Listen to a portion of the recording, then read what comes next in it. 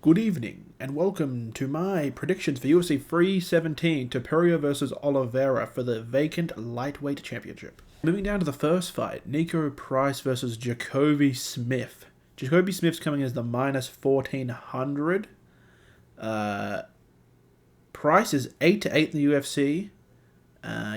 Price has been KO'd 5 times, 4 times in the UFC, and pretty recently.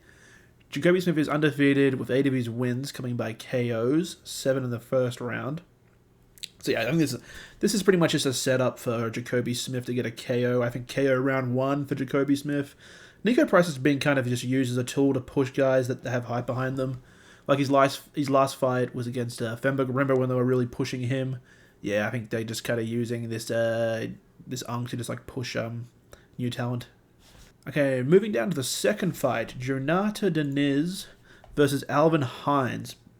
There's no picture here. I was almost going to use the topology preview, but I just wanted to stick with UFC the whole way. So Alvin Hines is making his UFC debut. He's like an LFA guy. I think he's like 6-0 in the LFA. I think he's actually a little bit younger than Diniz, but he looks about fucking 50. He's like 32, but he looks about 50. Probably just roided. He's probably just roided for the past 9 years or something, because he looks unnaturally old for his age. Diniz is the minus 215 favorite. I'm going to go Diniz. I'm not going to lie, I didn't look at any of Alvin Hines' fight, but I just don't like picking guys that are coming into the UFC for the first time. Diniz is decent. He beat Carl Williams. Carl Williams is pretty good. So yeah, I think I'll take a just winning UFC record over a 6-0 LFA record, TBH. Just cut out that TBH, that was gay. And then we've got Terrance McKinney versus Viacheslav Borshchev. Why does it say Jackson McVey? Did Borshchev pull out? What the fuck? Oh, I read the wrong thing in my Google Docs. Don't ask me why I didn't see the difference between the two fights. Anyway, Dumas is coming in as a minus 150 slight favorite. I guess Dumas is out of jail. I saw a tweet that he got imprisoned for his 16th robbery. A few months ago. I guess in America you just get out of jail infinite, infinite escape from jail. McVey is also making his UFC debut. He's also an LFA fighter, just what was that guy's name? Alvin Hines. I'm gonna go Dumas. Dumas is pretty solid. Free to free in the UFC. Is better than undefeated in LFA. I'm not picking guys that are coming in from their first fight, because usually it means that they took it on short notice or something, and they just I feel like 70% of the time the UFC guys win. And I'm not gonna fucking watch Jackson McVey's LFA performances to get a really accurate prediction for this fucking prelim fight that no one gives a fuck about. And now we have Terrance McKinney versus Viacheslav Borshchev. Terrance McKinney is the minus 195 moderate favorite. I don't understand why. Borshchev just fought Tom Nolan, and I feel like Tom Nolan is just as dangerous as Terrance McKinney. What the fuck? Bro, my fucking screen just turned off. It's a cursed video. I feel like Borshchev proved that he can survive against power hitters, and McKinney has proven so many times that if he can't get someone out in the first half of round 1, he's cooked. And Borshchev has also proved that he's a really good technical, good cardio fighter, unless you grapple him, then his cardio is a bit sus when you start grappling him. I mean, you could say Borshchev did get dropped by Chase Hooper, but I think that was just kind of the case of he didn't expect Chase Hooper to spark him, so he was just kind of unprepared. But yeah, I think he's going to be obviously prepared for Terrance McKinney to hit him hard, so he's going to play around that better. And yeah, I think Borshchev's a fucking lock here, bro. I think he might KO McKinney round 2, depending on how much McKinney gassed himself out in round 1 trying to get a finish, or he'll easily decision him. I don't see McKinney winning this. I think Borshchev's a lock here. KO round 2, I'm predicting. Moving down to Viviane Araujo versus Tracy Cortez. Cortez coming as a minus 230. Cortez is 7 years younger. Araujo's 38 in women's flyweight. I don't know, bad sign. I'm going to go Cortez. I think she's going to be able to fucking hold her down pretty easily. Her top control is A1. And yeah, I feel like she's just going to be able to fucking grapple grape her. I could see maybe, Araujo gives her problems round 1, because I think she looks a little bit better on the feet. I feel like she's a little bit better on the feet than Cortez. But I feel like Cortez will definitely get her down rounds 2 and 3. Maybe she'll drop round 1, but I think it'll be like a unanimous decision for Cortez. Can't wait for the weigh-ins for this Cortez fight. Okay, moving down to Hyder Amil versus Jose Delgado. Jose Delgado, minus 155, slight favorite. I think this is going to be a fucking banger. Both guys have a lot of finishes. Delgado has a 100% finish rate. He's like a fucking mini Shavkat. 5 KOs, 4 subs. And Amil has 7 finishes in his 10 wins. I think like 1 sub, like 6 KOs. He was on a bit of a KO streak before his last fight, which was kind of like a boring decision. It's kind of a weird matchup. I feel like these guys both have hype and they're both pretty exciting to see on a card, so I don't really know why they're kind of wasting 2 of the only good up-and-coming featherweights fighting each other when they're not even ranked yet. I don't know. I feel like they should have just, pushed these guys a bit further and they could have hyped this fight up a bit more, because I think this is a fucking pretty cool fight. So I think Delgado is the better striker and grappler. I think he's better technically. I think Amil might have a little bit of an edge in power. Like, obviously Delgado hits fucking hard, but I feel like he's more of a technical finisher rather than just like a swarm, overhand maxer. So yeah, I think I'm going to give the edge to Delgado. I think he's a bit more better technically, and I think he'll catch Amil with better technique and KO him round 1, I think. Okay, moving down to Jack Hermansson versus Gregory Rodrigues. Gregory Rodrigues is the minus 185 favorite. I don't understand this, how he's the favorite either. I feel like in Hermansson's last fight, he showed that he can survive against a power puncher with his Joe Pyfer performance. Joe Pyfer's finishing fucking everyone. Except for Gaslam and him, I guess. He's kind of not finishing anyone these days, but he was. He's obviously he has different level power. And Jack Hermansson showed that he has the ability to, fight around that and not get caught. And Rodrigues just showed his Cannoneer performance that he fucking gasses out. He's like a fucking like a big Terrance McKinney, bro. Like a little bit better cardio than Terrance McKinney, obviously. But yeah, if he doesn't finish you in the first round and a half, then he just goes off a hill cardio wise. So yeah, I'm gonna be picking Hermansson by decision. The only thing that worries me about the Hermansson pick is, bro has literally fought twice in 2.5 years. I was going to say twice in 3 years and just round up 6 months, because it sounds better, but I didn't want to be like some guy comments, no, actually, this is his second fight in only 2.5 years. But yeah, I still think he's going to win. Also, Rodrigues took that fucking crazy amount of damage in the Cannoneer fight, and that was only 4 months ago. He's coming back pretty quick.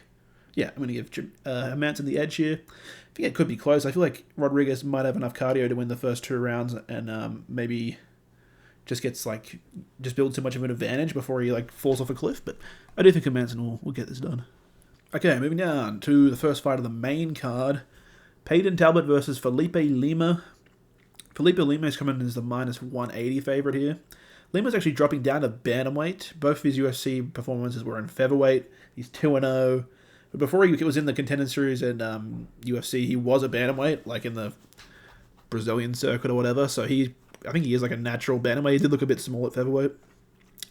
Bro, they're not giving Payton Talbott a layup after the Barcelos thing. I thought they might give him an easier matchup. This is a pretty fucking cooked matchup, bro. Yeah, I think Lima's the more well-rounded fighter.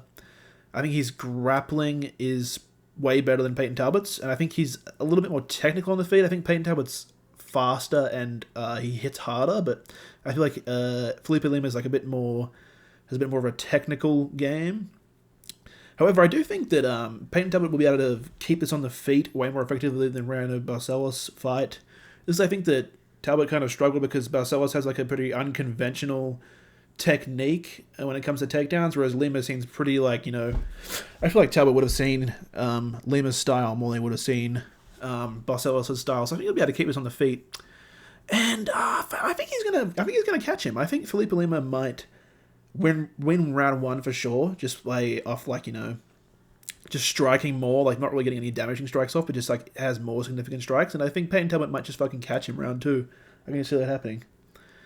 Yeah, I think Payton Talbott is the type of guy to improve from losses as well. I don't think he's going to be coping, and I think he'll actually take the loss and learn from it.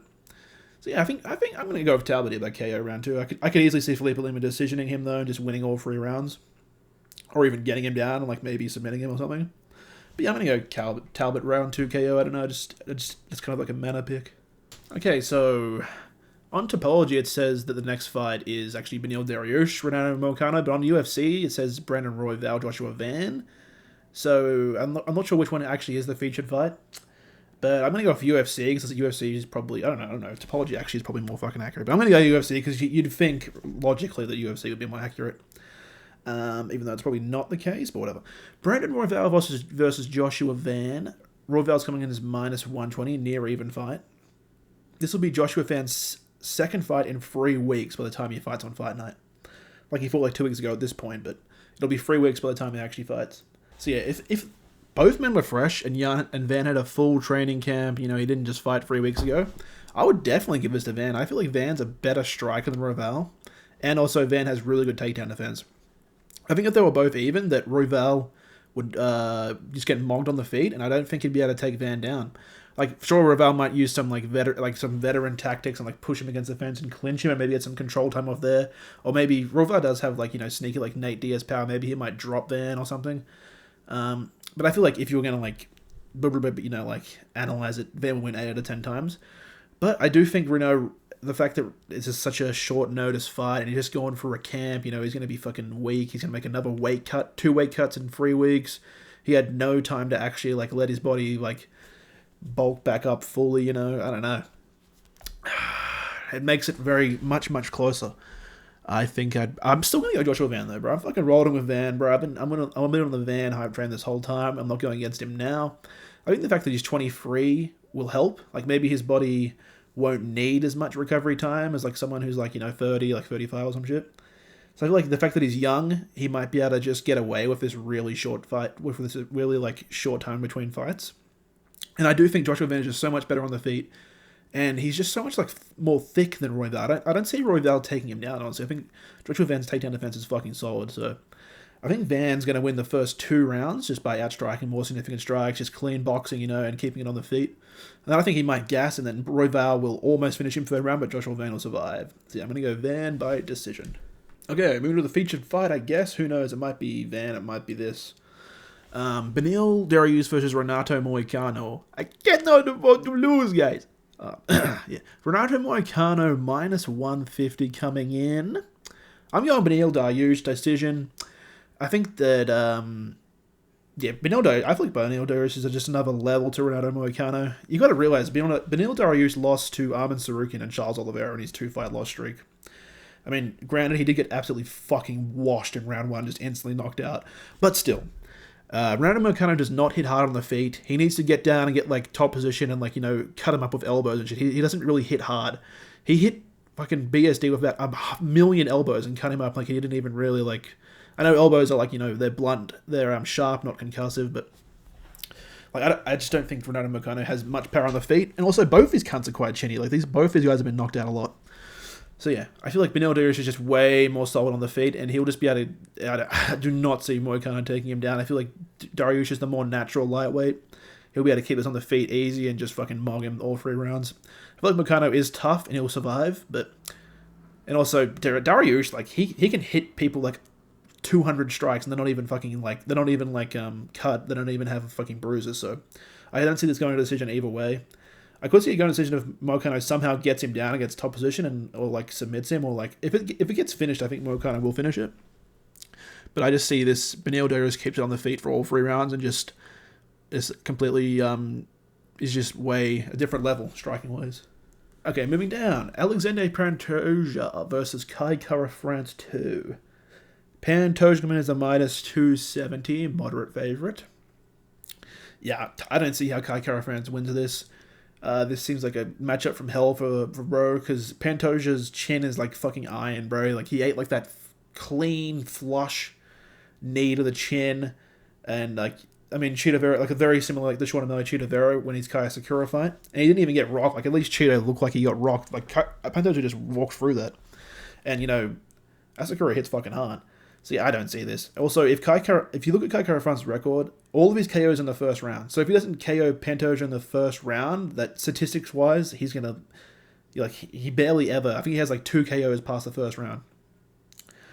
So yeah, I just don't think he KOs, and I think Pantoja will just use his use his like veteran tactics. I feel like he won't take him down with ease, but I feel like he'll be able to push him back, get him against the fence, clinch him a bit, maybe like elbows off release, and just like, just win it through pressuring Kara France back, especially like rounds 3, 4, 5, like championship rounds. I think Kara France is going to start getting tired. He's not going to be firing on the knockout. And then maybe rounds like 4 or 5, Pantoja might be able to get him down. I just think Pantoja has so many more ways to win, and Kara France only really has the knockout threat, and Pantoja just doesn't get knocked out. Like, he has probably like the best chin in the UFC, so jaw tighten chin. So I don't see how he's going to get knocked out. And I feel like he's just more technical all around the place, especially on the ground if he can get in there. Okay, moving to the main event. Ilia Topuria versus Charles Oliveira. Topuria minus 420, bro. Heavy favorite. Obviously, I really want Charles to win. Everyone wants Charles to win. But, oh my god, bro. Okay, I'm going to go through how I think Charles could win this. And they're all of the things that I'm saying, like, oh, this is how Charles could win it, bro. They all just seem so fucking unlikely. So in the Chandler fight, he showed he has pretty good wrestling. Topuria showed in the Bryce Mitchell fight that he can get taken down and controlled. So, Charles Oliveira is bigger. So I could see him maybe just wrestling him and maybe just holding him down for majority of the fight. Because he is bigger, I guess. But I just think Topuria is so, like, thick and compact that it's going to be really hard to hold him down. He's just kind of like Vulcan that way, where it's really hard to hold him down because, he's just like, his center of gravity is just so easy to get up. So I feel like that's Charles Oliveira's best way to win, and I just don't see it happening.